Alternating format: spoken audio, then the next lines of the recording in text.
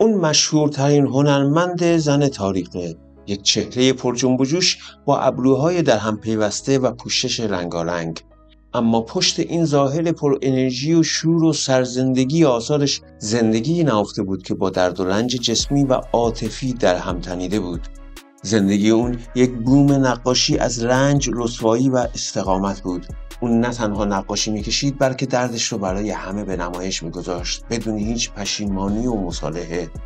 با ما همراه باشید تا زندگی پرفراز و نشیب این هنرمند مکزیکی فریدا کالو رو کاوش کنیم.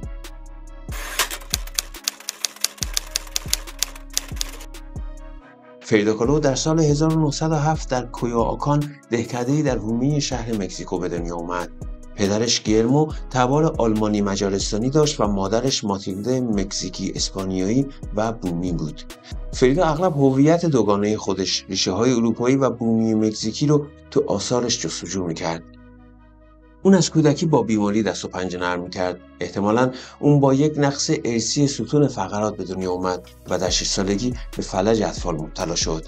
این بیماری اون رو ماه‌ها خانه‌نشین کرد و باعث شد پای راستش برای همیشه کوتاه و ضعیف بمونه.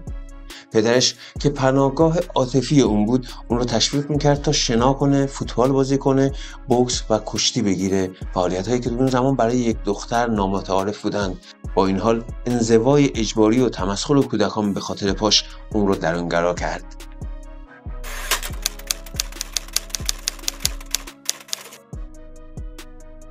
فریدا تو سن 15 سالگی در مدرسه معتبر ملی مقدماتی شهر مکزیکو پذیرفته شد. اون از معدود دختران مدرسه بود و در پی تحصیل در رشته علوم طبیعی و پزشکی بود.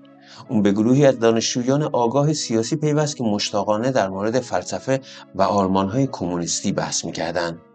تو همین سال بود که اون برای اولین بار دیگو ریورا، نقاش معروف 36 ساله و بزرگجثه رو دید.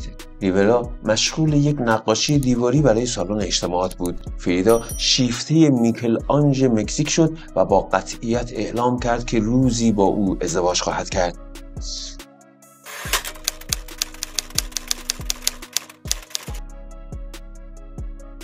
تو سال 1925 در حالی که فریدا 18 ساله بود، زندگیش به کلی تغییر کرد.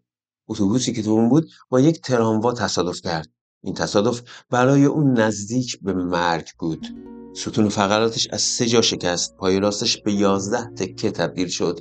استخوان ترقوه و 2 دندش شکست و لگنش آسیب جدی دید. اما شاید ویرانگرین آسیب این بود که یک میله فلزی شکم و رحم اون رو سوراخ کرد و از واژنش خارج شد. پزشکا امیدی به زنده موندنش نداشتند.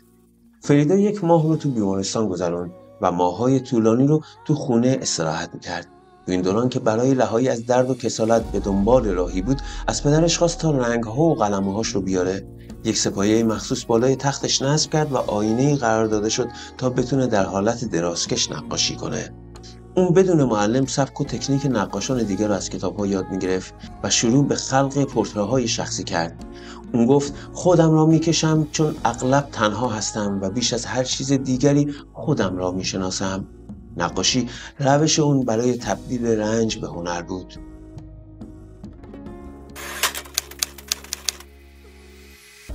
فریدا تو سال 1928 دوباره دیگو ریورا رو ملاقات کرد. اون با شجاعت آثارش رو به ریورا نشون داد و پرسید که آیا به اندازه کافی استعداد داره تا از راه نقاشی زندگی کنه.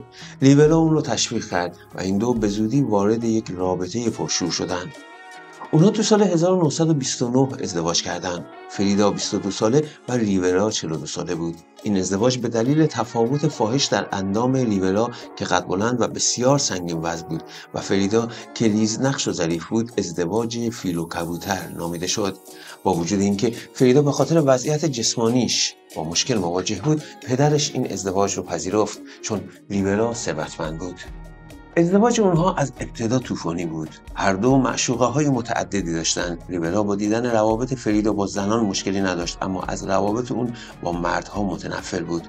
اما دردناکترین خیانت زمانی رخ داد که فریدا متوجه شد ریورا با خواهر کوچکترش کریستینا رابطه داره. فریدا که از این رنج دوگانه، از دست دادن اعتماد به همسر و خواهر در یک لحظه آسیب دید، از خونه رفت و به طلاق فکر کرد. او نوشت: دو حادثه بزرگ در زندگیم داشتم، یکی تراموا و دیگری دیگو. دیگو به مراتب بدتر بود.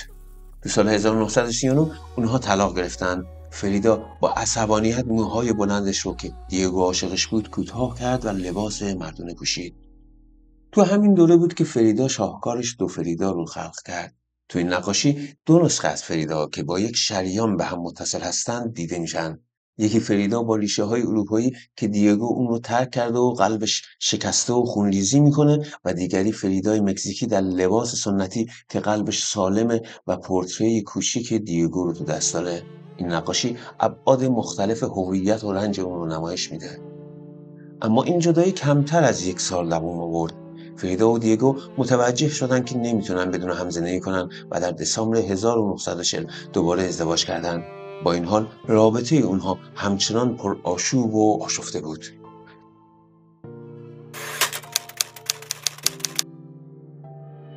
با وجود بازگشت به زندگی مشترک، سلامتی فریدا روز به روز بدتر میشد. اون دچار درد مزمن در پشت و پای راستش بود و مجبور بود انواع گنها و کرست‌ها از گچی و چرمی گرفته تا فولادی تحمل کنه که اغلب تسکین اندکی به اون میدادن.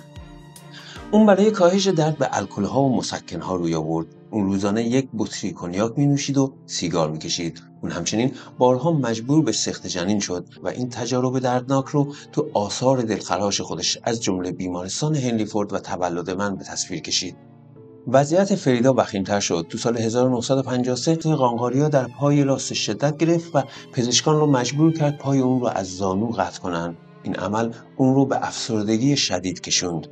با این حال اون هرگز تسلیم نشد و با سرسختی و غرور نوشت: هاها، شما را برای چه می‌خواهم وقتی بالهایی برای پرواز دارم. اون حتی کمی پیش از مرگ در یک راهپیمایی اعتراضی شرکت کرد.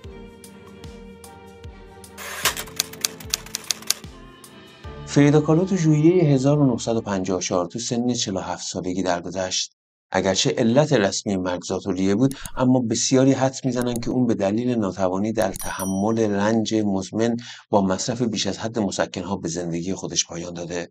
تو آخرین نوشتاش تو دفتر خاطراتش اومده: امیدوارم رفتنم شادمانه باشد و امیدوارم هرگز باز نگردم.